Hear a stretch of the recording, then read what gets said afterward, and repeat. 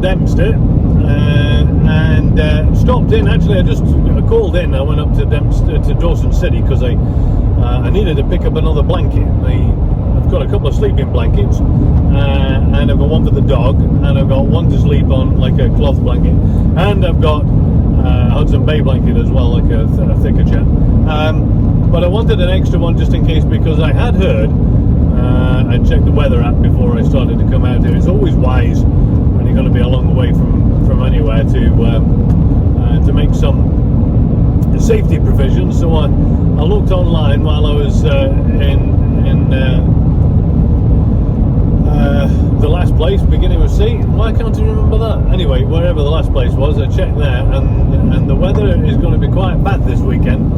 It's coming into minus 25, minus 30 up in the Arctic Circle. And I also wanted to pick up some fuel antifreeze, because I don't know how good the fuel at Eagle Plains is going to be. And so what I wanted to do is pick up some antifreeze just to stop the fuel from freezing. I don't think I'm going to idle the car all the way through the night, but I'll see what the story is when I get up there. I don't fancy idling it, but down to about minus 10 it should be fine, I suppose. But below that I'm not quite sure how it'll respond to starting in the cold. Anyway, that's the plan. And as you can see, I just made the Dempster Highway. Now at the bottom of the Dempster Highway, and quite a bit before you get into Dawson City, there's a fuel stop. And of course I'd fueled up there before I went into Dawson City, but I also fueled up when I come out of Dawson City, because it's 370 kilometres to the nearest fuel stop. Now I can do about 340 miles on a tank, and I'm not batting along at full speed here. It's 80 kilometres an hour, and I've been told that it's very wise to do that, because this throat can spill you, I believe, to quote a C.W. McCall song. And so what I've done is, it's a bit smoother here, but further on it gets a little bit more aggressive. So down here I'm doing about 100 kilometres an hour, and I'll slow down up here. So I should be able to get 330 miles. So I should have plenty of fuel to get up to Eagle Plains, which is the next fuel stop. But if I stop, it's 5 o'clock now local time, 10 to 5. But if I stop the night somewhere like this place here on the right, obviously I might need to keep the engine going in order to stay warm. But we'll worry about that when the time comes. Currently I'm just batting up a road which is much better than what I thought it was going to be. However, I did chat to a trucker at the bottom while he was fueling up, and he said, although it's frozen, which makes it not muddy, and not muddy is good in and of itself, it is rough in places, so I'm expecting this to be the better half of the thing. Now I'm just going to flip to a rear camera for a second here. Well, not necessarily a rear camera, but at least the rear view mirror, I suppose is the thing. You can see that I'm leaving quite a shadow of dust behind me here, as a function of the dry frozen gravel that this road is. And there is a vehicle behind me, so it's I'm going to have to go a little bit steadier at some stage up here, because I don't want to spit rocks and stones and boulders, to quote yet another C.W. McCall song, at the truck that's following me. I'm not actually certain how much difference this raised air intake is that I've got on here, but technically speaking, I suppose this is the kind of terrain that the thing was designed for. Most people confuse the snorkel, well, the raised air intake with the snorkel, most people confuse that, and the reason for that is because they look all broadly the same. The difference is that Land Rover haven't sealed this for water ingress, because it doesn't actually help with the submersibility of the Land Rover. The wading depth of the Land Rover is set not by how high up the snorkel goes, but by the fact that the body is sealed, and that over a certain depth it floats. So it's much less a case of water ingress and much more a case of don't have any traction. So the raised air intake is properly called by Land Rover for a reason, because oh, that's grand scenery, look at that. champion, that. So the raised air intake is exactly what it says it is, because it's designed to pull the vehicle's air from further up the body, out of the swirls of the clouds of dust that I am leaving behind me. But having said that, of course, what we've got now is snow, and so there won't be any gravel dust so much as snow dust. Well, that's another story. Right, anyway, that's that. I'm going to disappear now because I need to concentrate, and look at that scenery. Actually, I'll just turn this corner here. I don't know if you can just see this because it's quite a long way off, but yeah, look at that. That's champion, that, isn't it?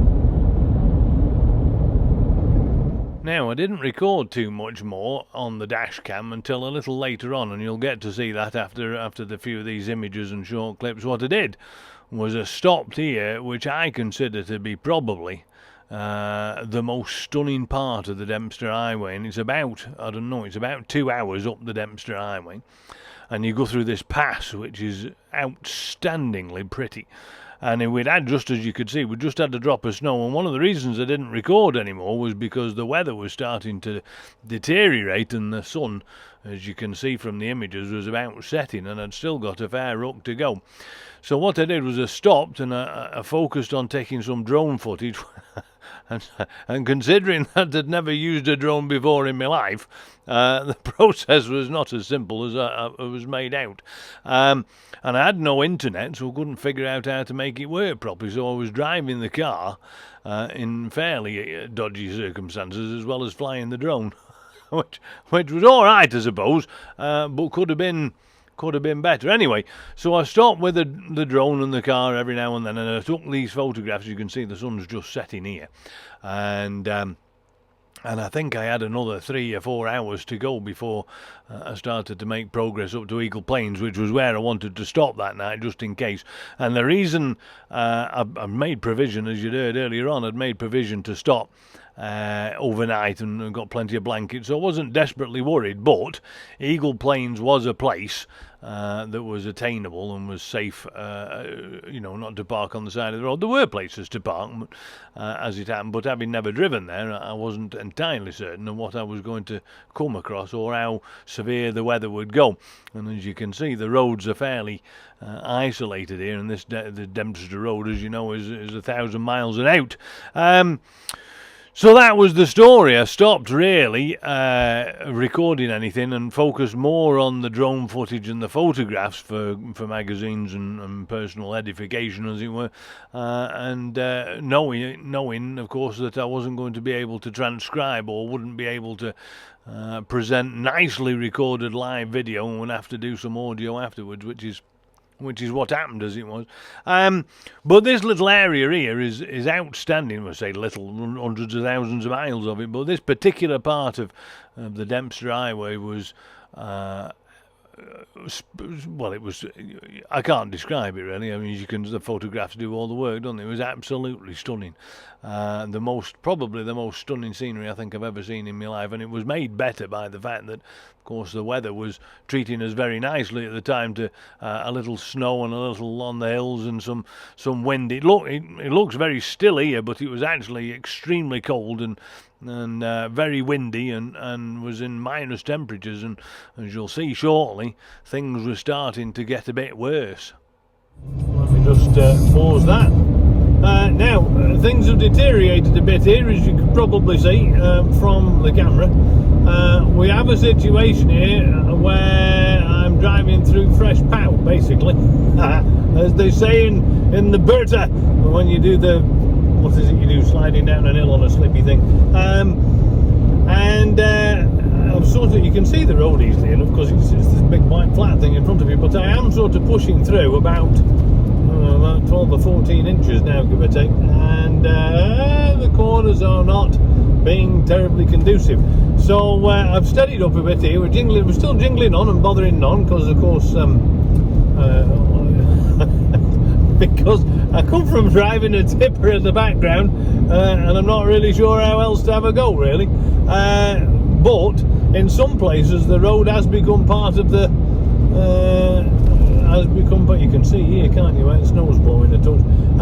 It's become a bit sort of part of the environment, if you would see what I mean. So the distinction between the road and the rest of the thing isn't so easy. Now, I haven't slowed down enough to feel the need to lift it up, because I'm pretty sure that I'm not rubbing on anything. I think I've got 11 inches of ground clearance here, and I think my skid pan affair thing is sort of cresting the top of this fresh pow, and so I don't think I need to lift it up yet. I'm certainly not losing any traction, but it is becoming somewhat more difficult to negotiate. So I've dropped my speed now from about 100 to sort of about 80 or so. Now, the new Defender, one of the things that's very important out here is that they do put these little signs on the side of the road that says curve. Now, in the rest of Canada, that doesn't really mean anything, because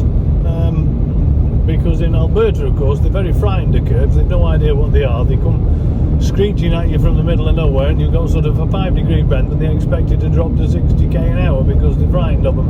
Everything in Alberta is straight roads, and they've not grasped the concept of a curve yet. But in BC and up here, they have a bit more of an idea of what's going on.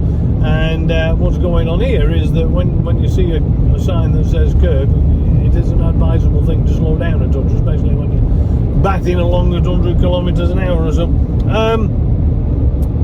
What was I going to say? I was going to tell you something. Oh, right. So I backed it down a bit from 100 kilometres an hour to sort of 80, not because I feel the need to. Oh, that's where we're going. I knew I was going somewhere. So the suspension, there's been often criticised of Land Rover for their suspension system sort of automatically lowering when you go over 50k. That's no longer the case. It'll stay in the raised position now until 80k, presumably because it's got a more, good lord, it's got a more complex sort of anti-yaw and all that kind of technology going on. So that means that you can drive a little faster, which is probably helpful actually in the snow, because 50k was a bit low when you're trying to keep your momentum up, because certainly up hills, you want to go up a bit above 50 a little bit, not too much I wouldn't have thought, because then you'll be all over the shop, but certainly like 60 or 65 is a good speed if you're trying to climb a slippy bank, and so it's handy. So it's good to know that if I slowed down only another 3 kilometres an hour, I'd be able to keep it in raised mode. Not that I think we really need it right now, but I just thought I'd give it a mention. Oh, I say there's a corner here. I'm not going around it very well. I've got both hands on the steering wheel. It's not a white knuckle ride, but I am attempting to make haste, as they say, jingling on, because I've got a long way to go yet. And that was a long way to go yet. I still had a couple of hours to go before I made Eagle Plains, and that was the last video and the last over that I took before I parked up for the night, which was very late. And so the next video that I'll show, and when I get it all together, of course, is of the Arctic sign in and of itself. I didn't take any footage at Eagle Plains, just a couple of photographs. So anyway, so that's it. Thank you very much for tuning in. Do please tune in for the next exciting episode of Furthy Goes to the Arctic. Thank you very much. Do like and subscribe the channel if you're enjoying the content, and please leave comments and feel free to chat about stuff. That'll be great. Cheerio!